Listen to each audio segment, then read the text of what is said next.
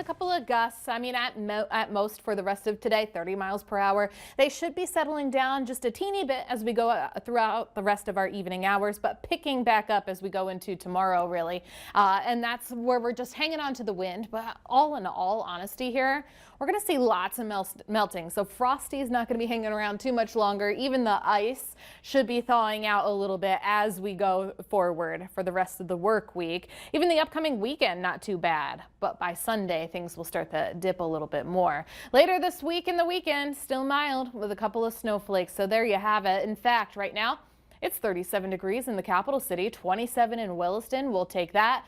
The winds are noticeable. They're out of the northwest, even sustained in Dickinson at 28 miles per hour. Same thing in Hettinger, 24 mile per hour winds in Minot. So when you combine that in addition to the wind gusts, well, this heat is being blown away from your body. So therefore, it actually feels like it's 17 degrees outside to 15 in Williston. 17 would be in Minot there. The reason why we're gusty is because we have a low pressure off towards the Hudson Bay area to a high pressure over Idaho, and right in between we have a lot of lines of equal pressure because wind is nothing more than a change in pressure, and it comes in from a high and moves on to a low. So that's also why we have that northwest wind. But notice over in Canada there's not as many lines of equal pressure. Well, that's the wind that's subsiding for us just a little bit as we ease further and further into our day.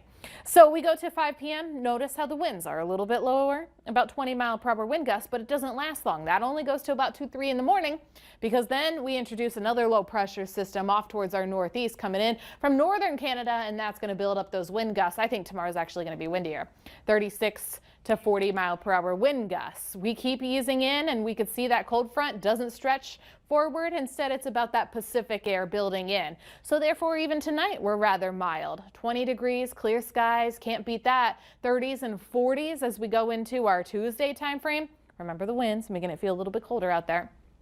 And then we go to our Wednesday, 20s. The winds have subsided now fully. So that leads us to our highs in the 30s and 40s for our Wednesday. So we're sounding like a broken record here, but this is a good record that we want broken just because we have the jet stream really to our north. Even California is getting a little bit of rain, but that rain does go further off towards the Four Corners region. But notice the jet stream here. It's still to our north as we go into our Wednesday time frame. Eventually it does change, but that is the consistency of the warmth that we have for this whole work week. The next 6 to 10 days, Krista, do show below normal temperatures. So what I need you to do is absorb some of that vitamin D there on your walks at some point throughout this week. That's right. We really have to enjoy the nice weather that we're given this week because it looks like things turn colder. Winter definitely makes its return next week as far as the temperatures go. Yeah, we're not out of the woods yet. Thanks so much, Eddie. Yep.